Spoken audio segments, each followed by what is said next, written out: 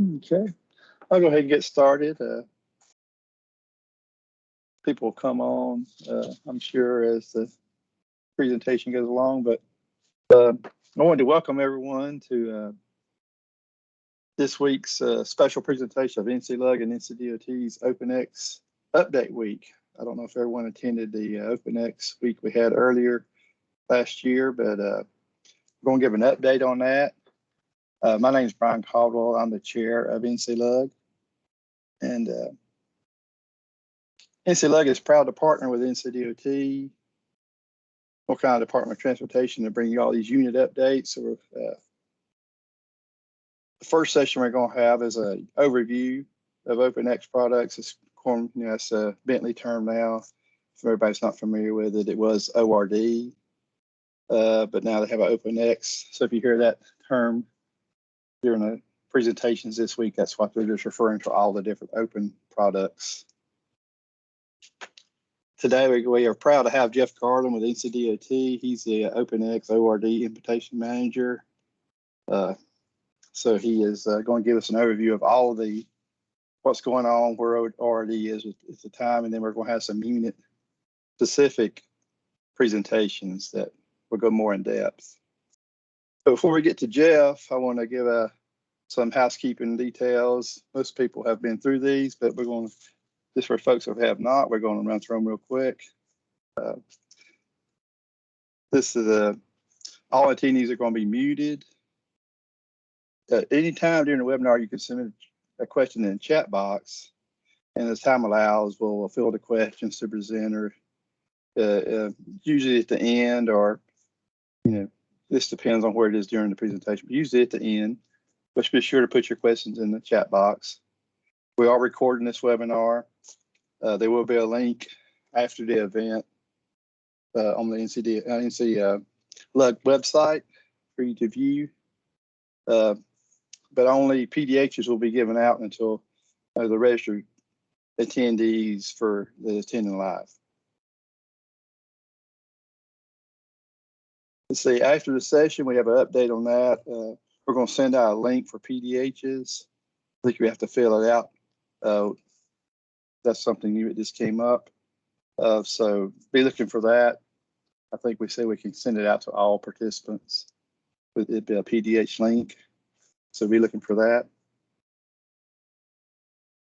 And I think that's pretty much what we have for the housekeeping item. So I didn't want to take too long with that because I know everyone wants to hear what Jeff had to say. So I'd like to introduce Jeff Garland. He is the OpenX ORD Implementation Manager with NCDOT. And with that, I'll turn it over to him and let him get started. Great. Thank you, Brian. And really appreciate all that NCLUG is doing for the state of North Carolina. Really appreciate their partnership with NCDOT and all the private engineering firms out there.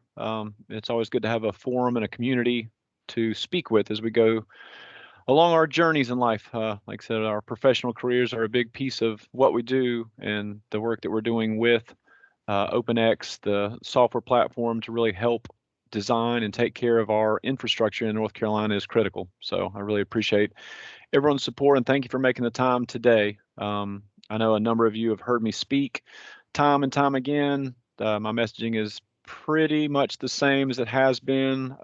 Like I said, we are squarely in a paradigm shift for the state as far as moving forward with this new software. So I'll just jump right in. So to move forward, I'll give a quick highlight of what we're looking to do today, what I'm looking to cover. And we have a really busy week. Again, we have 3 sessions each day, and I'll go over more of that shortly. But as always, I want to give some context. So I'm going to do a quick background again, just on what are we doing, why are we doing it, those type things. Really what we're anticipating is benefits. We're starting to see some of it come to fruition, but a lot of this is planning for the future. And so a lot of the work we're doing today is trailblazing to get to that point. And so there's a lot of unknowns, but as we continue to work towards that as a team, we clarify what each of those pieces are, and it gives us footing to make changes and really start understanding how we really can realize some of the benefits of this software.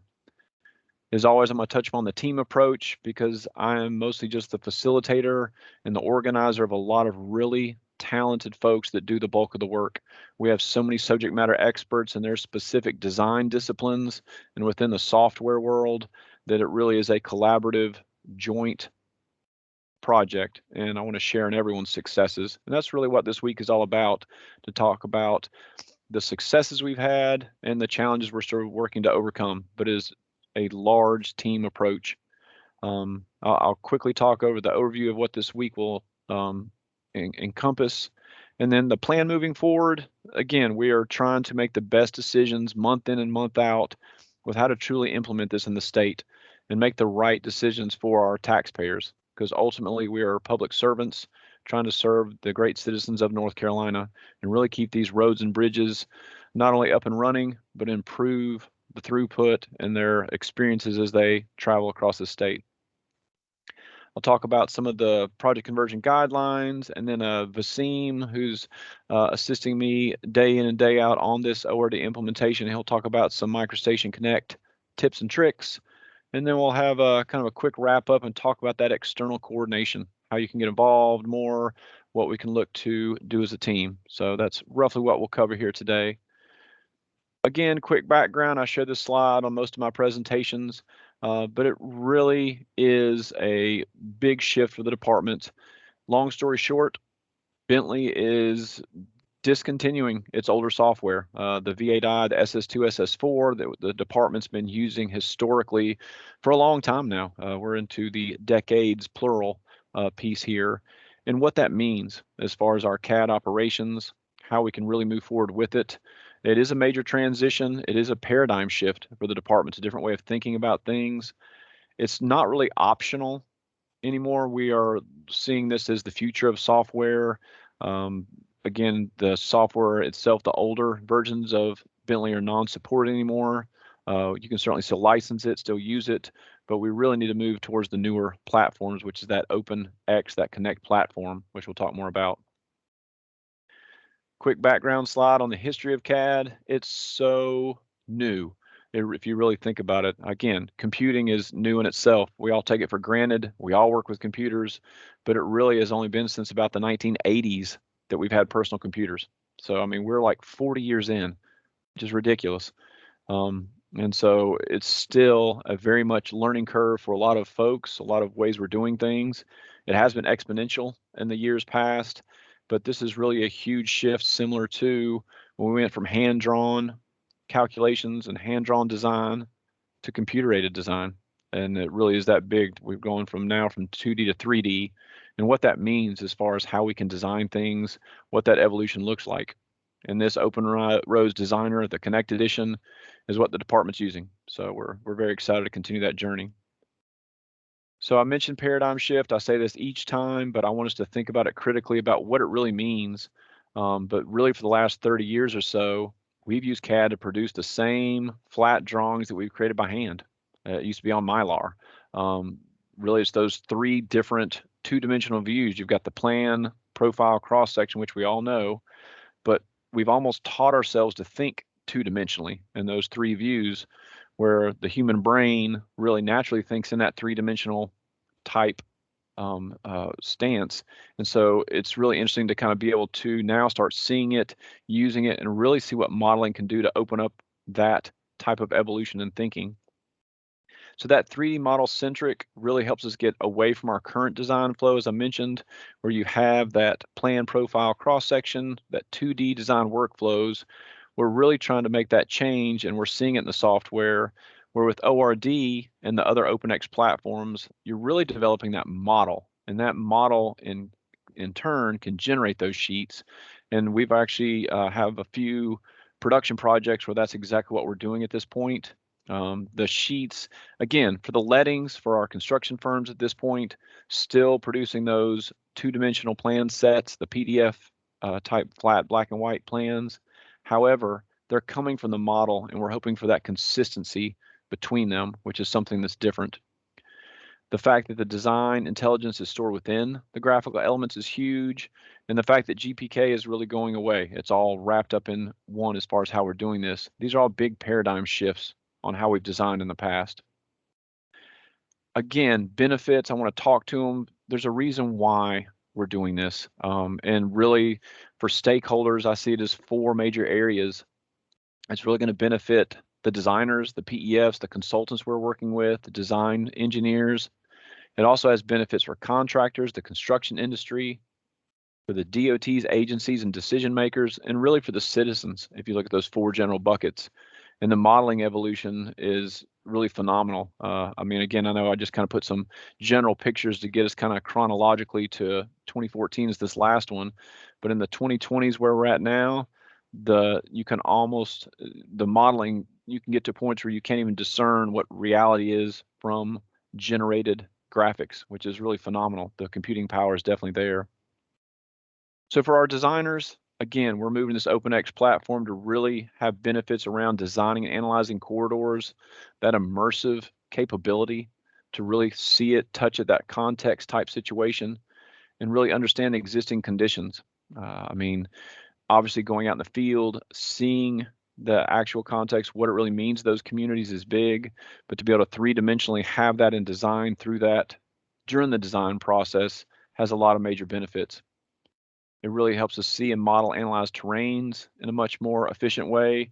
And the earthwork, really be able to create that 3D cut and fill earthworks, really, and use that as a digital twin to hopefully increase our precision as far as calculations, visualizations. The benefits are there as far as the use of that software.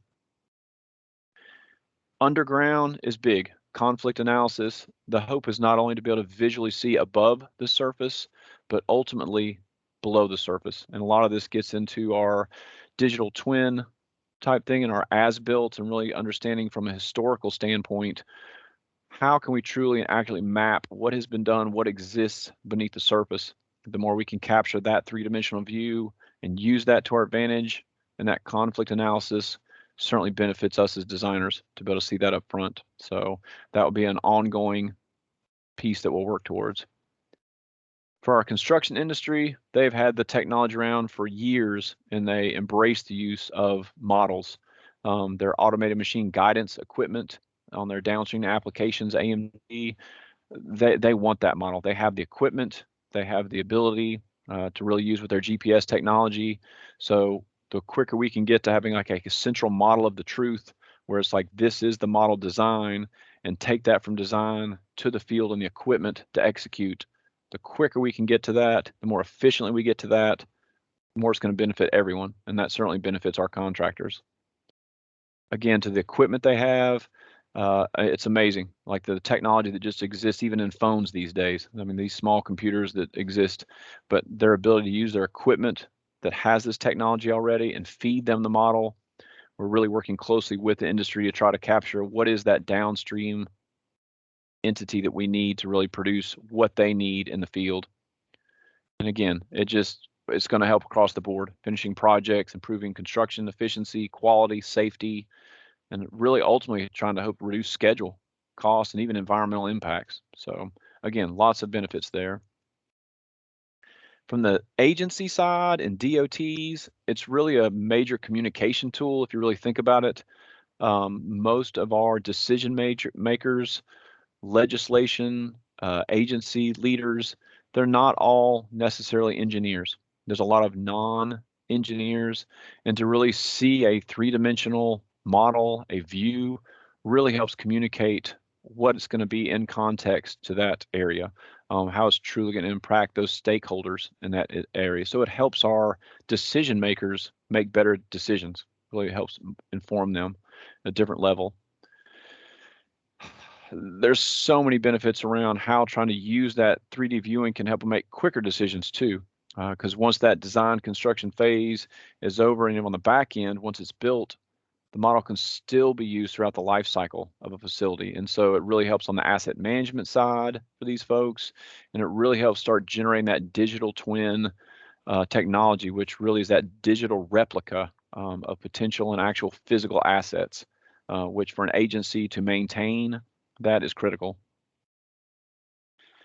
For citizens, and really back to the agencies too, it really is all about savings in dollars. I've shared this graph a lot, but really all it's communicating is the more we can find up front during the concept, the scoping, the preliminary design, That is where the cost savings are.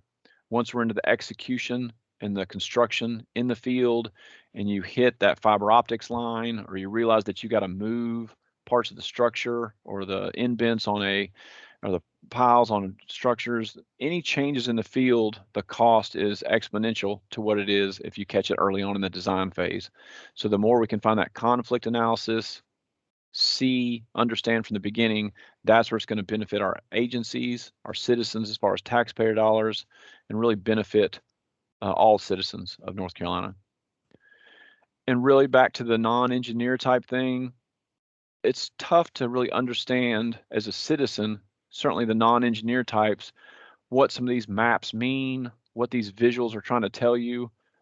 The vision is, and the hope is, that eventually we might even get to a point where on our NCDOT websites, the potential of use for like VR goggles, or to be able to use some sort of augmented reality to take those models and have them actually see what it would be directly to impact their community, what it's going to look like in their neighborhood or in their local area.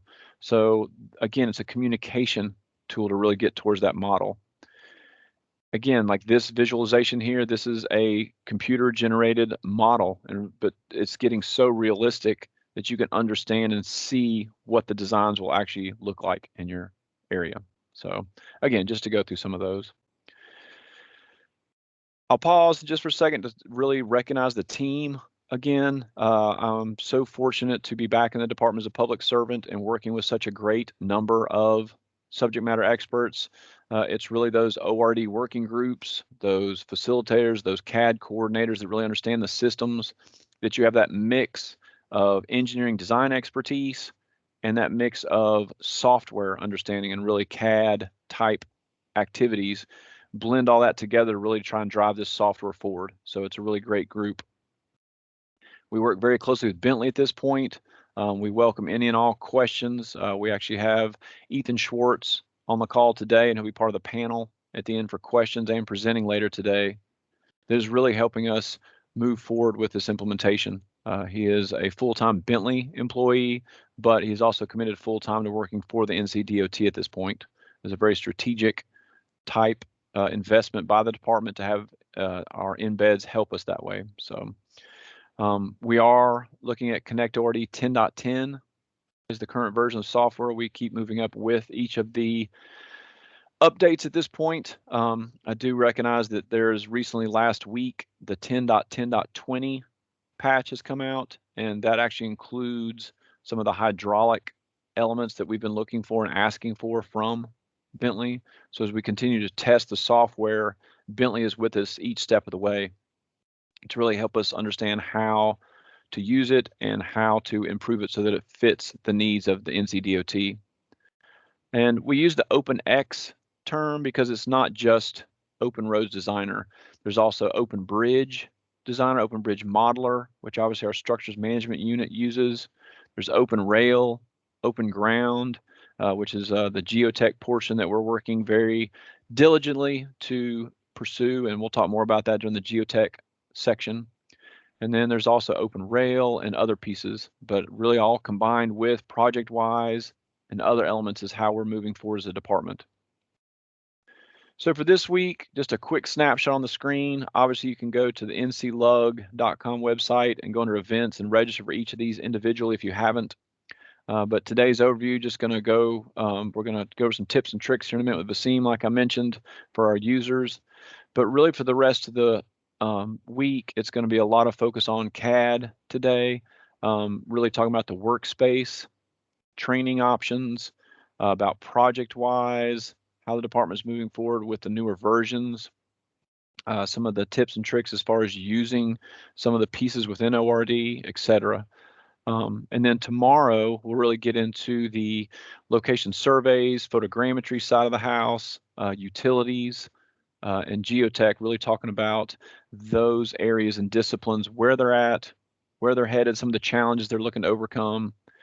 And then on Wednesday, we'll get into the roadway, hydro, and structure pieces, which is obviously a big piece of the design elements, and really talk about current work there and the steps moving forward for them as well. And then we'll wrap up on Thursday. We'll have roadside environmental and our construction side of the house with Brian Edwards.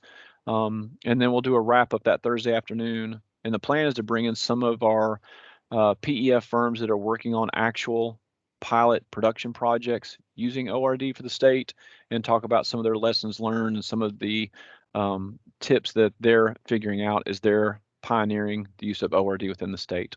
So it's going to be a really fun week. Trying to have some levity with it too. It's, again, informal as far as those conversations. We're really looking for back and forth feedback. So for what comments we don't capture here today or questions, that last session on Thursday, we're really looking for a good Q&A type wrap up, and we'll have lots of folks on to answer questions. So excited for the week ahead for sure. I share the slide on almost every presentation just to kind of talk about the plan moving forward. It has been a journey, and it continues to be so. We started looking at ORD in 2016, and certainly a big shout out to Oak, who's on this call as well, and working in the department, really carrying that torch from the very beginning, trying to understand workspaces, how it would actually work, what would this implementation look like. And we spent several years trying to really get that understanding, planning, testing, training, kind of just how do we look at this software. And Bentley has been working on the software as it's been moving too. It's been a moving target in the fact that they continue to take input, take comments, and upgrade the software on an annual basis. So it's been a collaborative effort by Bentley and departments across the state, not just the NCDOT, but the other state departments of transportation around the country. And it's been quite the journey.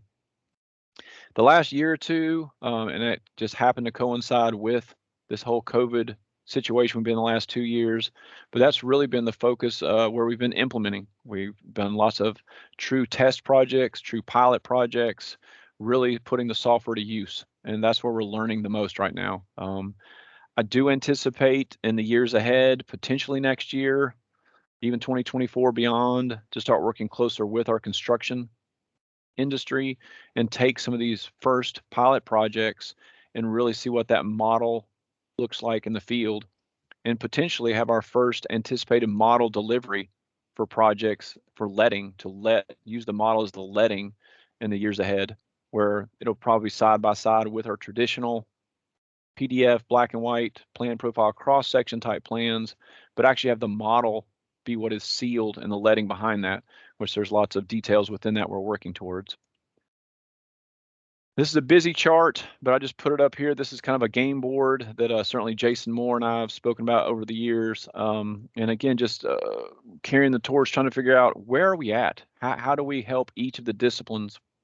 And so, again, it's just an overall picture, just trying to look at the project design life cycle, all the stages. The green basically means that we feel like the software is ready. We've got the workflow, we're in a good spot. Yellow means we have some workarounds, but for the most part, the software is doing what we need it to do. And the red means we got lots of questions. There's some manual workarounds, we're not quite there. And most of that exists on the back end, really trying to figure out how to finalize quantities, some of the sheeting questions, some of the nuances within the back end of the design process. Of note on this one for geotech and hydro, these two units specifically, and we'll talk more about that later today, or excuse me, later this week, but really trying to fine tune, make sure the software is working like we need it to. Hydraulics have had some challenges with the software, with the drainage and utility component within ORD, and some of how we're doing our workflow. And geotech with the fact that with Ghent and how it's getting replaced by open ground and the other pieces, we've had some challenges. So as we work towards those are really critical pieces for the department's overall readiness. And we're getting there. The rest of the departments, as we continue to work through these blocks, it gives us areas of focus. So we're trying to move everything at least to a yellow, or if not green, as we look for that cut over date in the future for when we'll use ORD for all projects and when we'll convert over.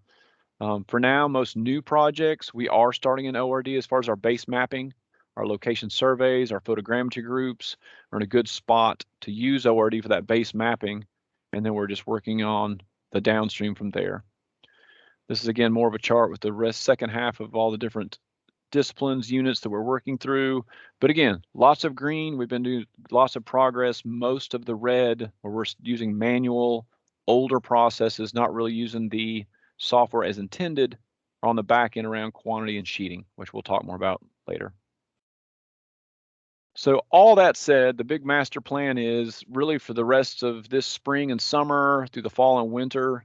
Really, the goal is to continue to use the software. That's how we're going to learn it. That's how we're going to figure out what we need to work on. Really to have our target for having our units, divisions, PEFs, really prepared to design projects using ORD this year. More training, more pilot projects, more testing. Training is critical. That's part of what this NCLUG week is about.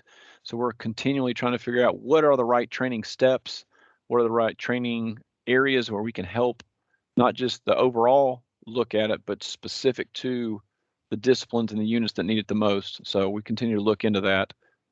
As I mentioned, our target for potentially piloting a model delivery for construction, maybe as early as next year, next calendar year and out. But again, that's a work in progress. We're trying to make the right decisions month in and month out, because I've said this to a lot of folks.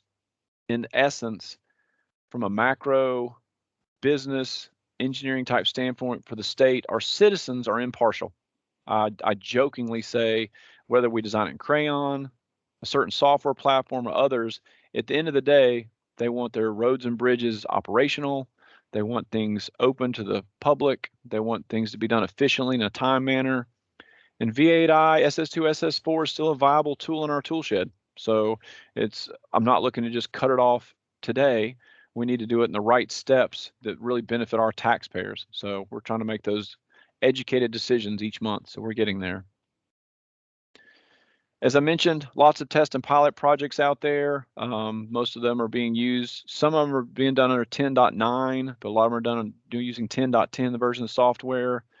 And what I would suggest is, if you're working on a project, you have ORD capabilities, you've worked with it, talk to your project managers. That's really where we're trying to hone in on, because each project is specific. So on a project by project basis, what is the right decision? We have a number of existing projects out there now, between either test or pilot projects using several different firms across a lot of the divisions. A lot of them are in motion. We have, I believe, the first ORD letting in Division 1 as part of a B2500C project that I believe let earlier this month. So we're getting there, and it was a very simple widening improvement project, but we're starting to see ORD being used to generate those plans, which is wonderful. So for those users out there that are looking to get involved, there are opportunities. Please talk to your project managers. As we let more projects, or we're looking to test, there's lots of opportunities out there. ORD is the software we're working towards using. Again, talk to your project manager. Feel free to work out through our office. We have lots of coordination meetings every week, trying to figure out, should we convert? Should we stay? Should we finish up in SS2, SS4? What is the right call for those projects? And that's what we're always trying to consider. I mentioned conversion guidelines just briefly, because that is the big challenge for us at this point. New projects, which again, there are some new projects, but the bulk of the department's projects, as you know, have been started already. Years past, they're at some stage of design. They've been through some sort of scoping, preliminary engineering, initial design phases. Some of them are on the shelf, some of them come back on or funded, non-funded. And as they come back, do we continue and finish up in SS2, SS4, or do we finish up and convert in using ORD? It's a question and decision point we're making week in and week out at this point. At some point in the future, that'll be non-optional, and it will just all be done using ORD. But we have those choices now, so those are some of the decisions we're trying to make. And then what would it look like to convert those? So we look at different things around, like the project phase, the complexity, where it's at. There's some good candidates for these that have the ability that we should use ORD. Some of them, if they're on a real tight time frame, we just got to knock it out. Like if it's an emergency type project, again, it's a viable tool in our tool shed to use SS2, SS4. When you just crank out a quick design, let's just crank it out. Also on the larger, more complex projects where we have more tried and true workflows, maybe it makes more sense just to stay in the older design software. So that's where I really want to just stress, let's talk through each project. Let's make the right decision for our citizens here in North Carolina on what that should look like. And when we do convert, sometimes, like I said, it's going to be minimal through full. There's different ramifications what it would look like to convert those. So again, we have folks to help out make those decisions. And at this point, I'm just going to pause. I'm actually going to turn the screen over to Vaseem, who's in our office, as I mentioned. We just want to give from our local users some different Connect tips and tricks that we found useful. And then there'll be about 15 minutes or so. We'll wrap up and then do some time for Q&A. But with that said, Vaseem, I'll turn it over to you. All right, cool. Thanks, Jeff. Yeah. So here's the screen. Let me share my screen. Please. So you guys see my screen? Yep. All right, cool. So before I go into this, I just wanted to let you guys know that 10.10.20.78 is out, and it's available. It's not a major release. It's a minor release, just FYI. And I think the good way to notice that difference is in the end where it says open rail, open roads, or open site, or whatever, that open road designer 2021, there've been R2 behind it. So that's a good indication where you could differentiate from R1 to R2, the new version. Also, just want to let you guys know, the YouTube, I'll post this link. This is from Bentley. This is the release 2. These guys have the short videos on what changed in the new release. So these are all short videos going through all the new updates on the new release. So it'd be good to go through them just to get a good heads up on what changed. So just that. With that, just want to focus now on this little presentation, tips and tricks. I got this idea from Florida local user group. They had this presentation in October. I'm sure some of you guys probably attended it. It was a great tips and tricks for the 2D side of things of ORD. We've been hammering the ORD, the 3D software so much. We forget that this is still a microstation software. It still has that 2D power. Still we can still do the 2D design. The tools are a little in different places, but in the end, they're there. And so it's kind of nice to familiarize with them. I'm not going to go into the drafting aspect of the tools as much, but rather more into the where are the settings, where are the works, where can I find the workspace, which right workspace am I using, or the work set, or the mouse settings and little those kind of tools. We had those in the old SS2, but we had when he had that SS2 microstation V8, we had this workspace toolbar there, and then underneath we got preferences, configuration, customize things, button assignments, and also the workspace. About workspace gave us a good information on what version it was, or what where was my UPF file. So same thing resides here in ORD. It's in file. Most of you guys probably know this, but I just wanted to highlight for folks that might have missed it. But it's good to know. It's a file. Once you go into file, and this whole toolbar here pops up. There's tools, settings, and there's also this downgrade civil model here in case you wanted to downgrade the ORD to the older version or something. So there's there, but I'm just going to go through the overview on what's in those tools. That's tools, settings in the file tab here. So that's good to know there. You could change their things. Once you go into tools, tools got all these different options. I'm not going to go into details here, but you could see, you could do compress files, compress options, associations.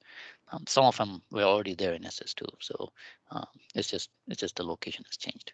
Settings, same thing. We have user settings, system settings, files, and configuration settings. Each one has a sub menu, with all the settings in there.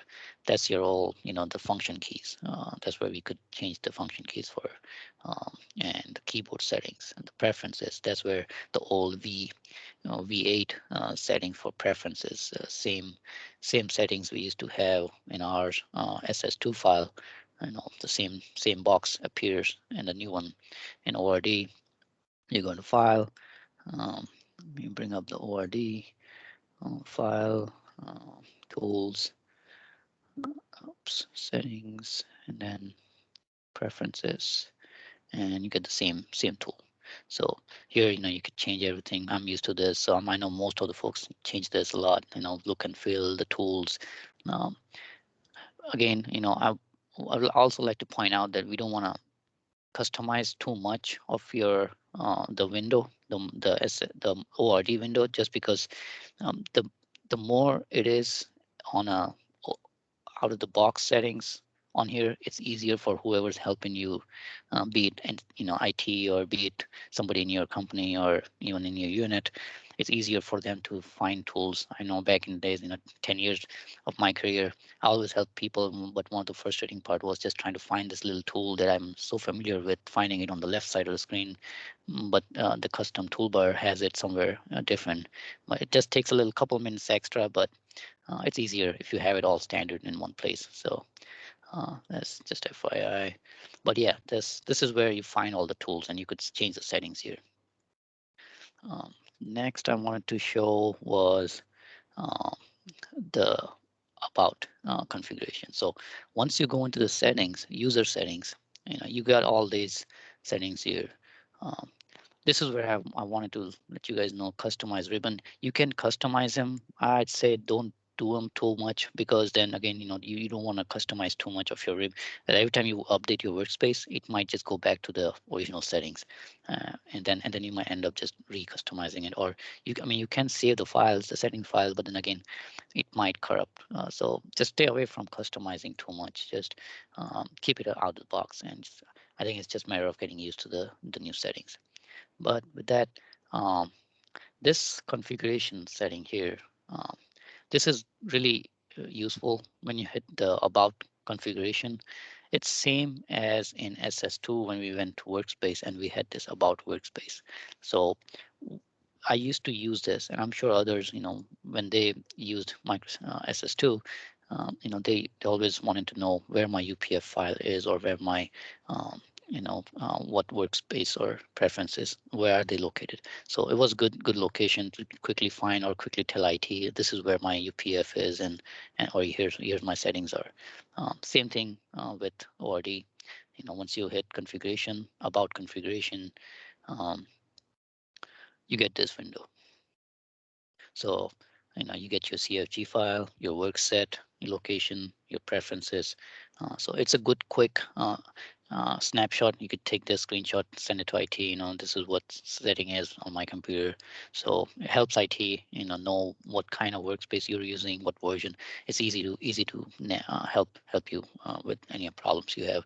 I know we have been dealing with a lot of different workspace updates. There's always I've been approached with a lot of folks, have questions on something's not working in this workspace update, and then going back, find out it's an older workspace, so you got to update the workspace. So this helps me a lot, even the IT and even Oak and folks in CAD services to know what kind of workspace are you using and where is it going to.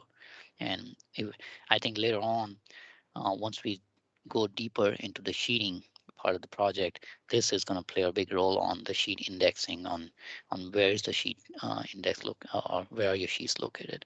So it's a good tip to have in back pocket. So that another thing I've noticed a lot of people have questions is changing the angle on your readout, especially structures. They want to change. Sometimes they want to just look at the decimal angle rather than the the bearings. So here's where you can change the angles. It's in the settings, same thing, file, and then angle readout. So once you get, this is your file, design file settings, and then in design file settings, there's angle readout. So there you can change your readouts to just decimals. So it depends people's preferences again, but here's where you can change it. Next thing was this customizing the toolbar. So there's a top ribbon on the ORD software. When you open up ORD, you have this little ribbon on top. It's a good quick way to compress, save, open files here.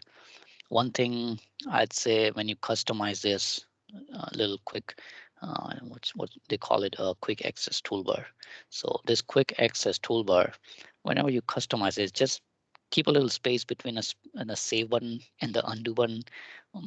By experience, sometimes if you're in a hurry, instead of save, you hit undo and then hit save again. Little twitchy finger here, and next thing you know, you just saved something and you undone something and then you saved something. So just a little tip: keep some space between those two so you don't mess up the design. But here's where you can customize. Again, you don't want to put the whole, you could do all, you could go in that whole 9 years with this customizing the toolbar here, but keep it to just most important things you want to put in the file rather than just go all out with different, little icons. In the end, I mean, you could just go pretty much every little tool here you could put as a quick access. So that's that. Next thing I want to point out was this little tool. This was pretty neat. So this is what I saw in the Florida local user group. Hitting the spacebar opens up this little window here. Same window as these two. So number one here, attributes, same attributes. It's just in icons. Some people like the picture. They have picture memory. It's easier for them to look at this. If you just want to go through the list, you just you could just pop up with a Q. If you hit Q on the on your keyboard, you get this list. So it's a good quick way to pick a tool, just like we used to have in right clicking on SS2. Sometimes we did that here with the V8. Same thing with ORD. It's a hit Q. You get all this list of tools, and then you could just edge. Q edge would give you an edge draw, or QR rotate. So that's this. And I think the last, this one here is for the Explorer settings. So there's, when you go into the settings, user settings, Explorer settings. So Explorer, you just want to highlight what that is in case people aren't familiar. So if you go into open roads, so you have Explorer. This tool here has everything in there regarding the model or your design, pretty much from sheet indexing to models or links and files, everything in there. So I think down the road, once we get rolling on ORD, we're going to be using this a lot because there's a lot of things that you could just do saves. You could isolate things, you could change settings, you could change the templates, change feature definitions. Oops, sorry, feature definitions and all that from that Explorer. So just to save the screen real estate, and then there's also this preference. So I have it as tabbed right now. By default, it comes in as a in this format. It's I think it's called grouped format. So if it's either way is fine. You could just scroll through and go through different options here. But tab also helps because then you have these tabs on top. So that settings can be changed from the file user settings and Explorer settings. You go down your dialog box and then you could just change it to tab, and then it changes it to this this little tab format. So it's easy to just pick from here and then look at the detail down under. So that's a little tip. Another tip is I think we had this in SS2 V8.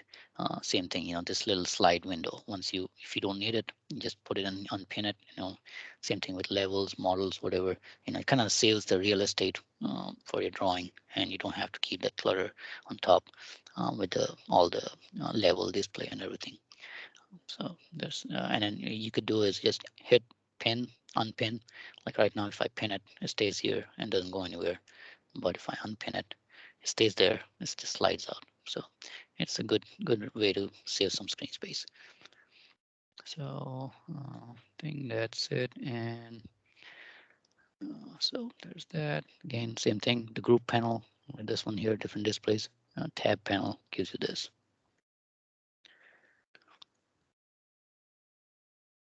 And this search ribbon. So that was a good feature right now in ORD where you could just search for some tools. I love this feature because sometimes you don't know where this tool is. It's hiding in one of these tabs somewhere, but it's not just if you're busy, if you want to just just go to that tool. It's easy to just go through, type in a move button, and then just pick that tool, or just find something that you wanted regarding move. So here I typed in move, and then here it is. So all right, just do copy copy tools pop up. So it's an easy, quick way to find some tools that you know they're there, but you just don't know where. So we've been there. So, but that's about it, Jeff. Just want to give you guys a little heads up. And these are all nice little tools. Just want to go, just I think it's just a matter of just this learning curve, going through, exploring this new software, and then finding these settings and getting used to it. So yeah, that's all, Jeff. Great. No, thank you for that, Vaseem. Really appreciate that. Like I said, again, just always trying to get as much tips and tricks as we can as far as using that. So I really appreciate that. So just to kind of move towards the end here and wrap up, like I said, leave some time for Q&A. We'll just go through one or two more quick things, but just to stress, we do have a website out there and the links here, and obviously this link will be shared a lot during the presentations and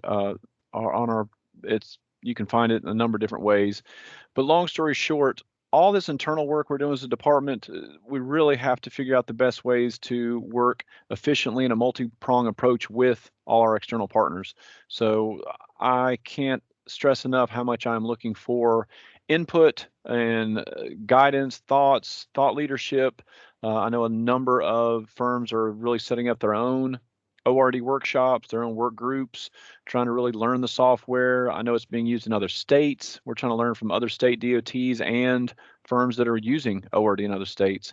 How do we incorporate it and really get the most benefit in this state in North Carolina? So please look at the websites. There's training out there. There's a lot of information that we keep moving towards and keep trying to provide. So we'll talk more about that in some of the sessions moving forward as well. And it's just a quick recap. Again, as far as the background anticipated benefits, it's just looking to take this 3D centric approach, use current software to really benefit all of us, from the designers to the construction industry to our agency leaders and our citizens ultimately. And we're doing as a team.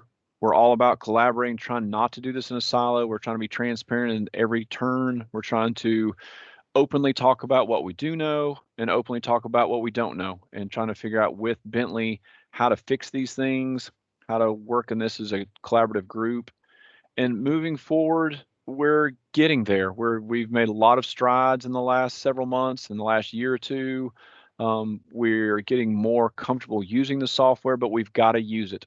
And that's why those test and pilot projects are so critical. That's why we've got to get it out of the theoretical, out of the hypothetical, and truly into the nuts and bolts of how to use the software. And so we're there, we're doing it. Everybody always asks about time frames and when to cut over. Certainly senior leadership at NCDOT is looking into that, all our partners and firms. We're trying to make the right decisions at the right time, and it's on a project by project basis at this point. We're certainly concurrently using both the ORD Connect platform on projects and the V8i SS2 SS4 at this point. So as we move for a total transition and really to figure out what that looks like, we'll keep everyone posted. But the main message for now is continue to learn to use ORD. It is where the department's headed, and we'll continue to figure this out together. So with that said, I wanted to leave about 10 minutes at the end here for a good Q&A session. I do have, again, Vaseem that just spoke. He's on the call. We also have Ethan Schwartz, who's our Bentley ORD expert advisor. We have a lot of other folks on the call that could probably chime in as well. And I also will stress that if you have thoughts or questions throughout the week, don't hesitate to submit them, whether it's the chat in the actual presentation or through email or other avenues. And we'll be talking a lot of those Q&A at the last session on the Thursday afternoon as well. And then so we'll jump right in a minute. I'll probably put this slide up just as we close out. It's got a ORD implementation email address to send questions, thoughts, input to, and certainly the website again to list it out. And we really are thankful for everyone's work that they're putting towards this. And thank you to NCLUG for putting this on this week.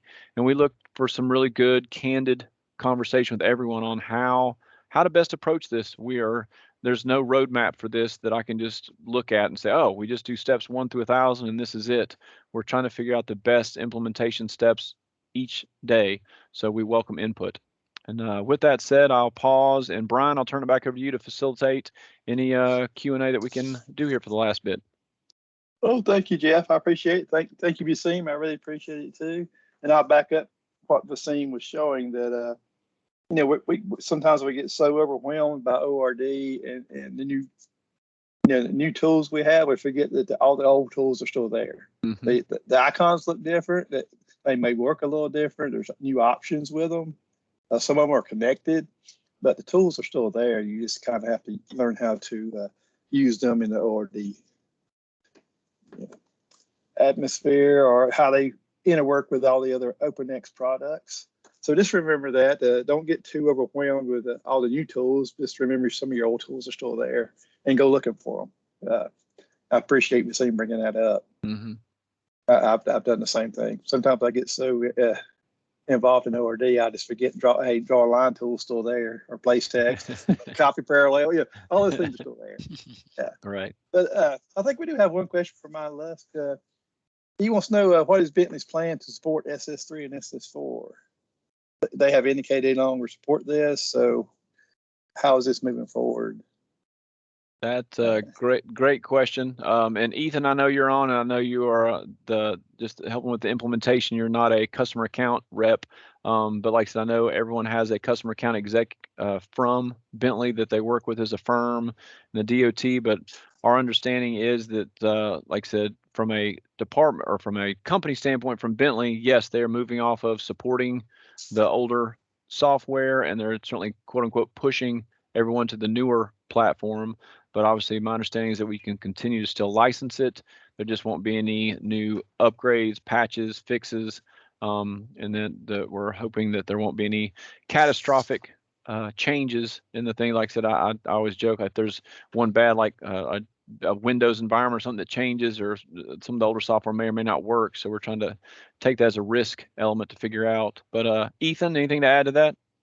No, that about covers it. I would check with your local representative from Bentley to see what they can do for you.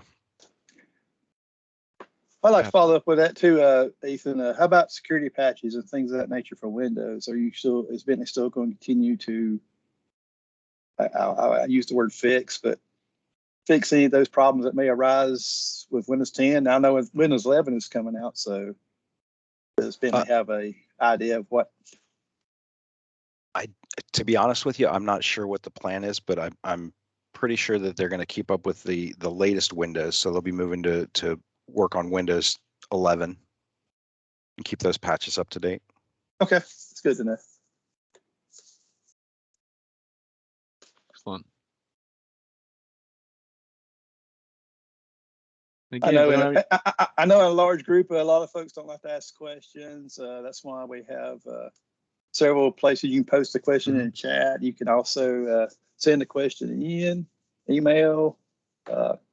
We do hang around after the sessions a lot of times on all these different groups.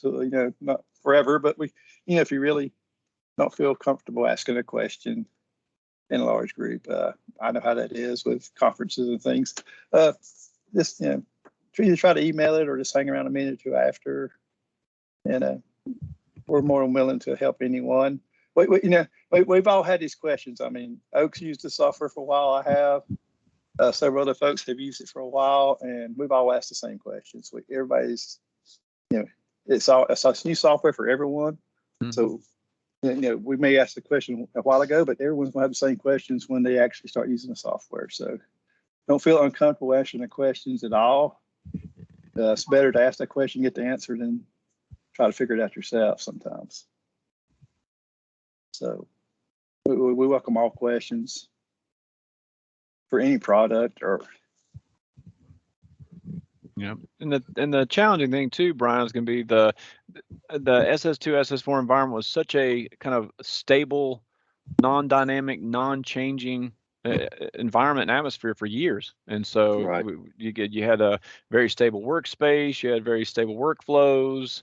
You just used it, and I do think ORD will get to that point at some point in some ways. However, it's a different landscape. I think that Bentley's going to be looking to be more dynamic in the fact that they want to continually enhance, continually provide more capabilities, functions, the improvements. I think the upgrades and the changes will be on a more frequent basis, on an annual, biannual type basis, where we're going to be kind of in a constant state of learning, a constant state of keeping up if we want to use the new pieces. I think some states may elect to kind of say, nah, I'm just going to stick with 10.10 or 10.9 or 10.11, like, and skip some levels of the updates, if you will, for just simplicity, for use with our IT groups, for some logistics around it. But the day and age of kind of stable, non-changing software, and as far as I think is kind of an outdated model. I think that there's going to be changing and the learning curve for from here on out. I think that's just the way of the world. So that's something that we're all trying to figure out from a CAD services side, from a user side, what that means. And so we're trying to figure that out at NCDOT for sure, Brian. And we used Geopack and different products there for 15, 20 years. So we had it pretty down pat. So they pretty much changed all that. So it's going to take some time. Yep. And with Bentley and NCDOT and consultants, it's all working together. It's definitely going to take some time to get to that point again. So we have another question. Somebody's wanting to know what the next session is at 12 o'clock today, by the way. It's CAD services, and just a general overview of what CAD services may be covering. That's going to be my presentation, and I'm looking to go over workspaces, and I was going to show some civil AccuDraw. So if you guys are interested in that, please tune in. Great, thank you. I think John has a question if we want to get to him. Well, just wanted to cover something that Vaseem brought up and we're running into is I want to double up on his comment about don't go changing everything that doesn't need to be changed on the workspace that you're dealing with. What we're running into is guys that are trying to customize everything right out the gate, and they haven't really used it, so they don't know enough about it, and then they have to update their machine. That all goes away. The other aspect is we're starting in our training right now, and one of the things with the training that we're trying to get involved with is keep all the platforms the same. It doesn't help if you customize a bunch of stuff and you're undergoing training, you have 10 different people in a room, and everybody's having to go look for a different place to find the command, or you've customized yours and nobody else has it customized, so that makes it hard for them to follow. So I think the more standardized we stay and follow Vaseem's recommendation on that, the better off we will be until everybody gets a little bit of training and a little bit of use under their belt. And then at that point where everybody's pretty good at it, go for it. It doesn't have as big of effect down the road as it does currently when you're trying to sit everybody in the same classroom to learn it. Good points. Well, you always have power users out there, and we love to go in there and even I do it. We all have our favorite places where I guess it's a comfort feel. Maybe some folks want to get a comfort level with where things are. Maybe create their own toolbox where they got all their favorite tools right there together. I can understand that, but you're right. Yeah, it does become a training problem.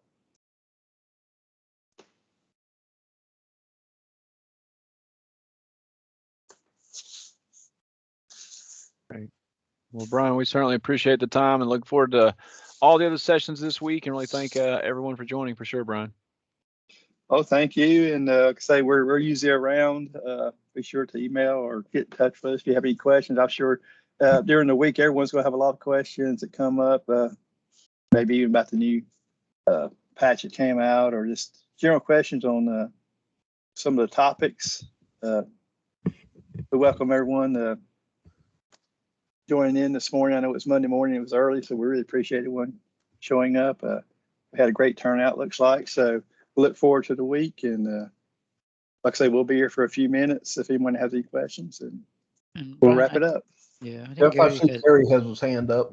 Yeah. Okay, somebody's got a hand up. Look at that. They wait till the last minute. Okay, go ahead. On the, how you have the icon on your desktop to where you can update workspaces. You know how you check all your boxes, you know, for the old ones. Has that came out for the 1010 yet?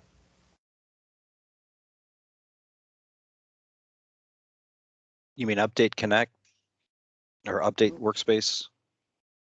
Yeah, the update workspaces. You know how you. Yeah, we're working on the Update Connect version of that. We don't have it working quite yet, so we haven't been able to post it. But once we get that working, we plan on posting it. Okay, great. Thanks. Sure. That's a great question. Awesome.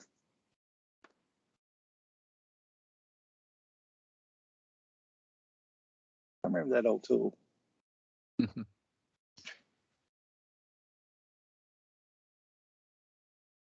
Anyone else have anything or any questions?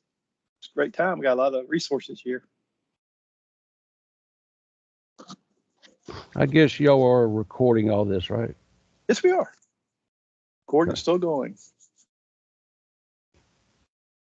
And this will be posted on the NCLUG website whenever Patty and the web folks there get it up on the website. It does take a little time to do that.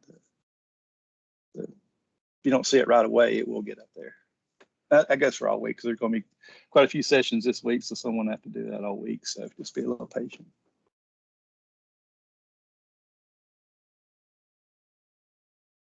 Well, I have a couple of questions to ask you. Go If ahead. y'all want me to continue on. Continue on. Yes, certainly. You know, a while ago I asked about putting points, you know, for like if you're going to do like a bridge layout and you're trying to put points on there. Okay, I've got active points, and then you've got all these. I see several things that you can do to put a point in there. And which one do you use? And I mean, you understand what I'm saying? Like trying to put a point on there and it automatically goes to the next number in sequence. Because when I do it, it seems to do like if you put in 100, it'll be 100_1 instead of going to 101, 102, 103, you know, like that. Gary, maybe you and I can set up some time where we can take a look at what you're seeing. Okay, who said that? This is Ethan. That's Ethan. Oh, okay. Yeah, that'll work. That work for you? Yep. Okay. And also my second question is plotting. Like if I don't like do a quick plot down and dirty, no title sheet or nothing, just put a fence around it and plot it. I'm having a hard time to get it and plotting to a plotter, and everything is like it wants to go to like a printer or a PDF.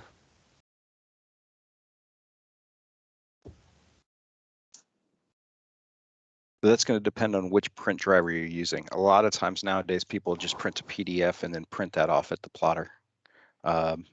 We can also take a look at that. Okay, because we used to have iPlot on the old one, and I don't see that on this new one. It is there, and I know some folks are setting up their iPlot configurations. I am not an iPlot expert, though, so I may have to get someone else involved to help you with iPlot. Okay, yeah, that'll be great.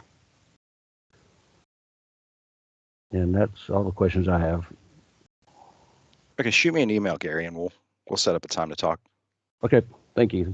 Sure. That mainly structures workflow are you talking about, or the overall ORD? Because we are moving away from iPlot and well, we're not moving away, but we're kind of exploring MicroStation Print a little bit more and Print Organizer, and we use pen tables instead of the design scripts now.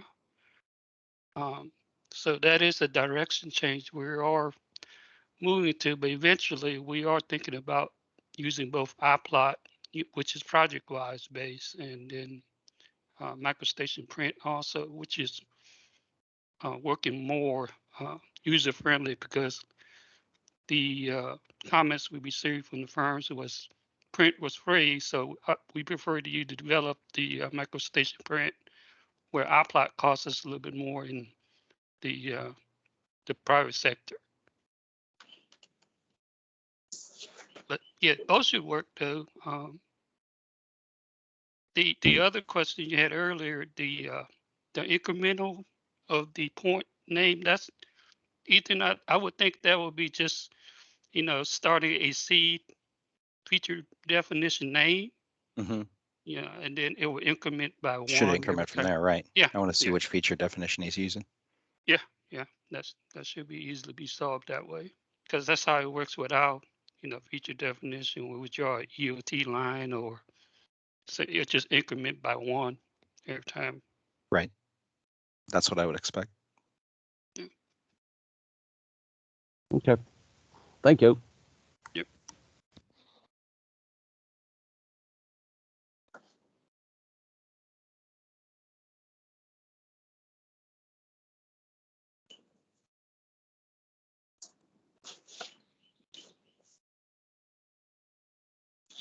Anyone else want to ask a question? Go ahead.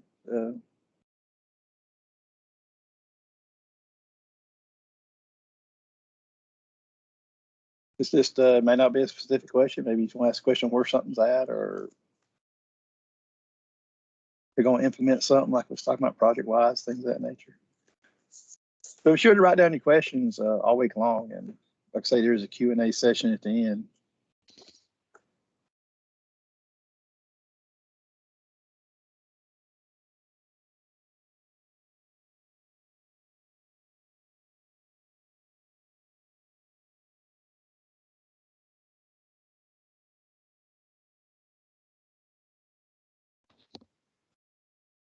Just a FYI, we are using place point features, like when we place the right-of-way markers.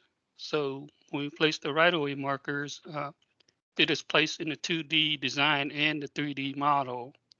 So you actually see the 2D regular triangles with the circle in it, and then in the background it places the 3D monuments or right-of-way markers in there. So we use the place point command in ORD. And I'm actually going to show some of that in my demonstration this afternoon. So tune in, everyone. Great. I think we got a question. We're going to use sheet indexing for plotting. Yes, that's correct. Will we switch over to just using a sheet index in a single design file, or we're going to keep all the design files separate? Yeah, so we're working, we are working to use the DGNWS. We know it works outside ProjectWise, but the key now is just trying to make it work inside ProjectWise, because sheet indexing is all DGNWS, right? That's the goal, is to store sheet index in conjunction with print organizer, so you can organize your work set or plan set plotting or sheeting with sheet indexing. The only caveat with sheet indexing is you got to have a sheet model, right? You can't just have your, like, a title sheet in the design file and put a fence on it. I want to include that in the sheet as sheet indexing. Well, you can't do that. You got to have that reference into a sheet model before you can place it on the sheet index. So that's the only caveat to sheet indexing, but we are exploring sheet indexing and the DGNWS as an option for our user. And I'll go into a little bit more detail on Wednesday morning session on sheeting and sheet indexing. Fantastic. Thank you so much. Yes. And as everyone knows, sheeting is totally different in ORD. So like Oak said, you do have you don't have sheet model now. You also have sheet boundaries. You also have a model and a drawing, which Bentley's kind of messed me up on that one, because I think of one as the other, but the process is sort of the same. It's just a little different of how in the old MicroStation, we used to go in there and and put our clip boundaries along there, and we'd create sheets inside of MicroStation. Now you're just taking that boundary and creating a layout model and then a sheet. Very similar to AutoCAD, but anyway. That's something we just haven't done in the past. I mean, we haven't done that. We've always put a fence around something and slided it, or put a border around something and rotated and clipped it. So that's definitely a different workflow. Curtis has a question on the Okay, I see manual that. workaround. What is that? Can you expand on that question? Can you hear me? Yes. Sure, go ahead. Yeah, one of the slides during the presentation looked like it had an Excel spreadsheet up there. And on the left-hand side of the slide, a lot of it was red, and they were called manual/workarounds. I think that's where the, or how far along the process is as far as going over. Keep going back. Or one more back, I think. Crap. Right there. The readiness, that's what this is, I'm sorry. Now, all that red there, like especially the geotechnical, what part of the cross-section sheeting is going to need the manual workarounds, or has the manual workarounds been created, or are they still working on that?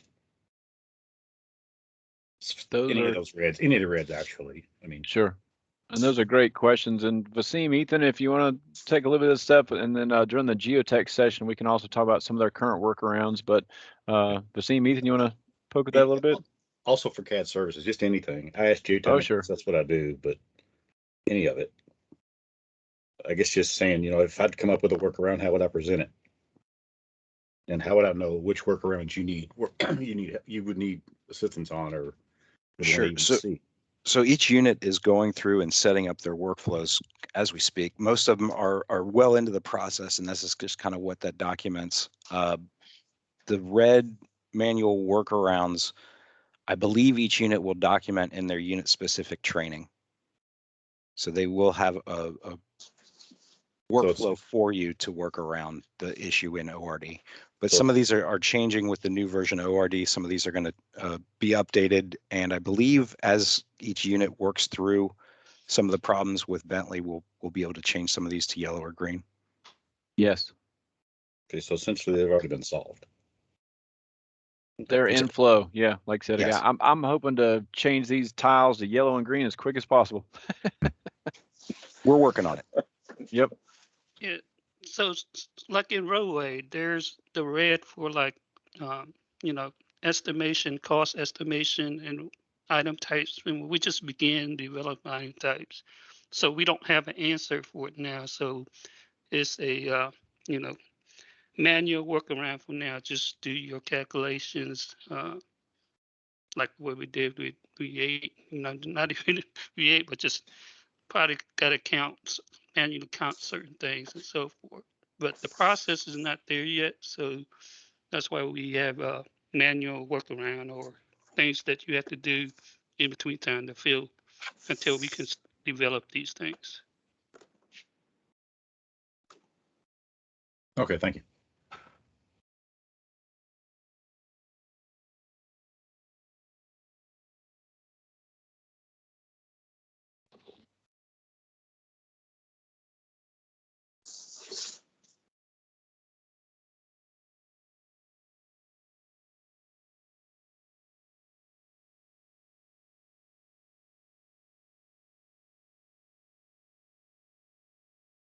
Anyone else have anything?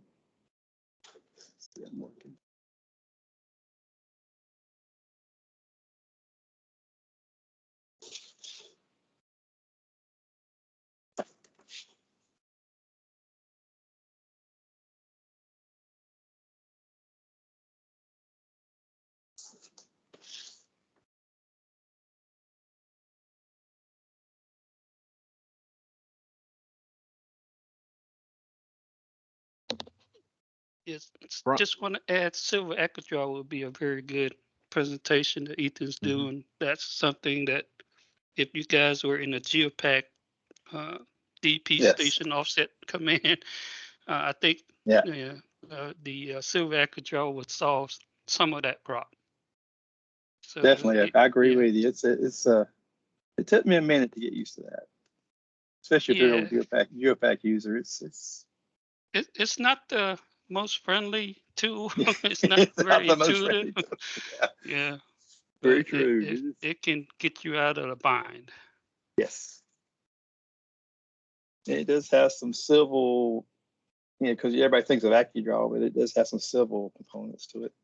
Well, there's two. So, There's the MicroStation AccuDraw, which we can't Right. use at the same time we use Silver AccuDraw. So exactly. got disable one over the other. Exactly. So that's definitely a great presentation. Yeah. Something I struggled with too in the beginning.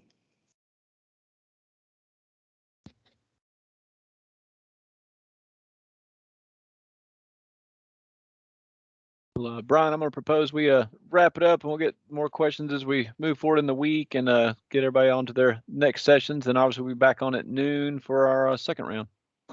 Sounds great. I really appreciate everyone participating, and we look forward to a great week this week. We'll definitely wrap it up and see everyone at lunchtime. Sounds good. Thank you, Brian. Thank you, everyone.